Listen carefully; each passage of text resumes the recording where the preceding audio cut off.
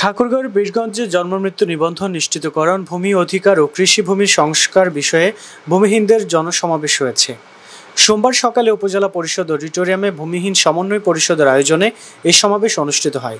Community development অ্যাসোসিয়েশনের সহযোগিতায় উপজেলা ভূমিহীন সমন্বয় পরিষদের সভাপ্রধান অবিনাশ চন্দ্র রায়ের সভাপতিত্বে অনুষ্ঠিত সমাবেশে বক্তব্য দেন বীরগঞ্জ উপজেলা চেয়ারম্যান আলহাজ আখতারুল ইসলাম, উপজেলা নির্বাহী অফিসার রমিজ আলম, পৌরসভার মেয়র বীর মুক্তিযোদ্ধা ইকরামুল হক, বীরগঞ্জ প্রেস ক্লাবের সভাপতি জয়নাল আবেদিন বাবুল, সমাজসেবা অফিসার রফিকুল ইসলাম, উন্নয়ন সংস্থা সিডিএর উপপরিচালক আলিম আল রাজি, আঞ্চলিক সমন্বয়কারী কাউসারুল আলম, জেলা ভূমিহীন সমন্বয় পরিষদের সাবেক সভাপ্রধান জালাল উদ্দিন, জনসংগঠন ঐক্য পরিষদের নেতা রমজান আলী প্রমুখ।